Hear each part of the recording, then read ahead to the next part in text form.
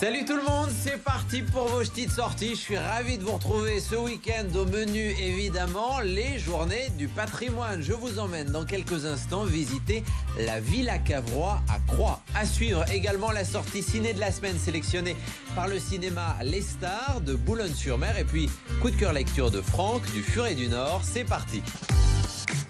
La Villa Cavrois vous ouvre donc ses portes gratuitement tout le week-end. C'est l'occasion de découvrir une maison hors norme sortie de terre en 1929, œuvre emblématique de l'architecte Malestévins. Bonjour Alexandre. Bonjour, bienvenue. Alors je comprends pas parce que moi j'avais choisi le lieu pour le week-end, avoir la maison tranquille, mais il y a du monde. Et oui, il y a du monde. Comme 6 jours sur 7, on a des visiteurs. Vous n'allez pas me chanter Voici les clés de Gérard Lenormand, puisque ici c'est un musée. Alors c'est pas un musée, c'est un monument. En tout cas c'est un monument historique qui est ouvert au public. Et non, je vous donne pas les clés, je les garde pour moi. Très bien, c'est noté. On peut marcher un peu. Alors là, on a la façade avant de cette Villa Cavrois. Pour comprendre la grandeur, la magnificence de cette maison, il faut dire qui est Paul Cavrois.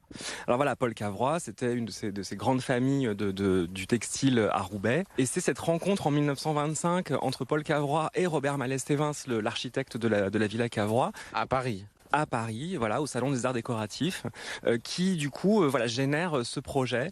La superficie de ce terrain. Là, on est sur 3 hectares. On pourrait se dire c'est quasiment la taille d'un hôtel. C'était une famille il y avait 7 enfants. Il y avait 7 enfants avec une aile d'ailleurs qui leur est dédiée pour les plus petits. Les briques étaient jaunes d'origine.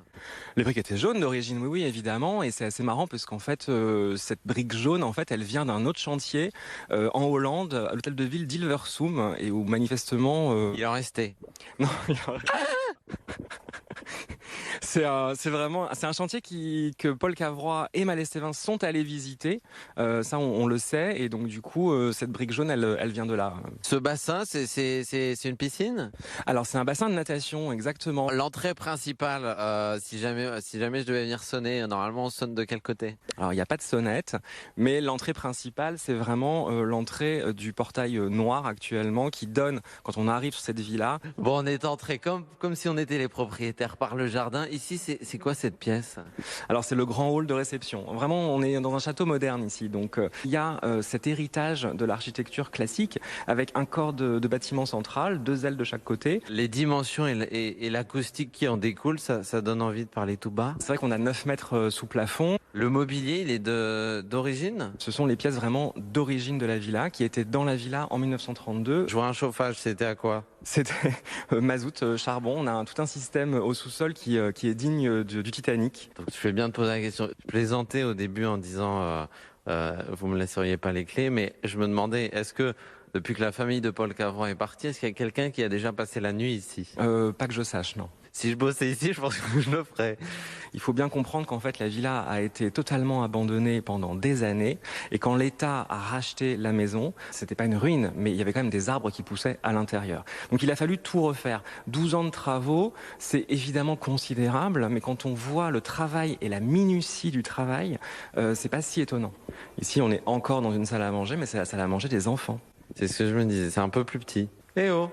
Et toujours, même depuis la cuisine, la vue sur ce jardin immense. Alors la cuisine, c'est la seule pièce de la maison en fait qui est traversante, c'est-à-dire qu'en fait les domestiques dans la cuisine pouvaient jeter un œil sur les enfants, un petit œil qui surveille. Et le passe-plat qui était au milieu. Ici, un bureau avec sa cheminée, dis donc. Ah bah tout de suite, la moquette, ça change l'acoustique. Alors, c'est le bureau de qui? C'est le bureau de Paul Cavrois. Ça, c'est le fumoir. Ça, c'est une chambre? C'est la chambre de Jean, l'aîné des enfants. Avec baignoire, bidet, évidemment, qui roule.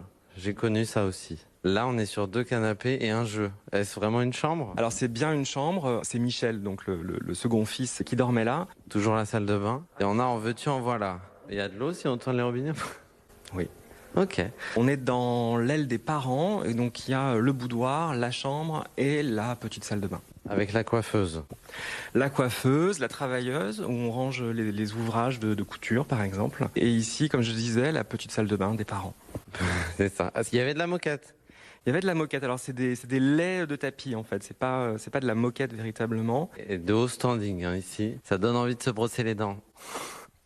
Il y a le pèse-personne qui est intégré également dans la pièce. On marche tout simplement juste devant et sous le tapis, il y a le pèse-personne. Donc des enfants, il y en avait en bas et en haut. Paul et Lucie Cavrois, c'est un second mariage. Madame Cavrois avait épousé en première noces le grand frère de Paul Cavrois. Ils avaient eu ensemble 3 enfants. Et à la mort de Jean Cavrois, Madame a épousé donc le petit frère et ils ont eu ensemble 4 enfants qui avaient donc leur aile réservée. Cette salle ici, laissée telle quelle? Il y a une question qui est revenue sur beaucoup de lèvres. Mais qu'est-ce que vous avez fait? Parce qu'ils voyaient en effet un chantier qui durait depuis des années, mais sans forcément comprendre ce qui avait été fait. Et donc c'est à ce moment-là où il y a eu ce choix de garder une pièce en l'état. Alors c'est la chambre de qui a été sacrifiée? C'est la chambre martyre, exactement, c'est comme ça qu'on l'appelle. Eh bien c'est la chambre des garçons. Donc là on monte au second. C'est la terrasse pergola, là où arrive le passe-plat de la cuisine. Mais on est vachement haut en fait. Moi je vais m'installer, prendre une petite limonade. Est-ce que vous êtes encore en lien avec les descendants? Avec certains, tout à fait, qui sont évidemment encore en vie aujourd'hui et qui ont un attachement émotionnel certain avec le lieu. Très bien, la Villa Cavrois, découvrir à Croix, ouverte au public. Et ma valise est dans la voiture, je reviens. Filmez-vous à présent la sortie ciné de la semaine, sélectionnée par le cinéma Les Stars de Boulogne-sur-Mer. Il s'agit d'un film de science-fiction, Dune, du réalisateur canadien Denis Villeneuve, avec à l'affiche notamment Timothée Chalamet. Il y incarne Paul, un jeune homme voué à connaître un destin hors du commun. De lui dépend l'avenir de sa famille et de son peuple. Sa mission, se rendre sur la planète la plus dangereuse de l'univers pour y puiser une ressource indispensable à l'avenir de l'humanité. Rien que ça. One day, the legend will be born. All of civilization depends on it. Et chaque semaine, vous nous donnez votre avis. On retrouve Morgane à la sortie de sa séance au cinéma Les Stars de Boulogne-sur-Mer. Denis Villeneuve nous a habitués à des films exceptionnels. Dune en fait partie. C'est difficile de le comparer à David Lynch. Ce qui est sûr, c'est qu'en termes de narration, il est meilleur que celui de David Lynch. Et esthétiquement parlant, c'est incroyable. C'est une claque visuelle. On attend la suite. Venez en salle le voir, c'est exceptionnel. Jazz Kids, des nouvelles de nuit, Patti Smith, Tonino Belloquista, La Daronne, Sérotonine, Michel Houellebecq. Anne-Laure Kerr. Livrez-vous, ce sont vos libraires qui piochent dans leur bibliothèque et vous conseillent. On retrouve Franck du Furet du Nord à Lille. Bonjour Franck. Bonjour Colas. Et cette semaine, vous nous emmenez chez moi, à Calais, pour nous parler des Cibourgeois. On retrouve Omar de Wavrin, qui est le maire de Calais dans les années, fin du 19e. On est après la guerre franco-prussienne dans les années 1880. On prend le train avec lui, c'est ça qui est drôle. Et il nous emmène à Paris. À Paris, pourquoi? Parce qu'en fait, il veut rencontrer Rodin. On va lui confier cette mission de réaliser justement des bourgeois de Calais. Ces 6 personnages qu'on va retrouver donc au centre de Calais. Et donc Rodin va d'abord lui faire une petite maquette. C'est des allers-retours de Wavrin. C'est convaincre aussi les conseils municipaux, puisque à l'époque Calais était une petite ville. On va croiser aussi Camille Claudel à l'intérieur de ce roman. Une écriture très fine. Vraiment un coup de cœur aussi de cet été que j'ai lu sur la plage avec beaucoup de plaisir. Voilà pour vos petites sorties, je vous souhaite un excellent week-end. On se retrouve la semaine prochaine. D'ici là, évidemment, on s'appelle et on se dit quoi ?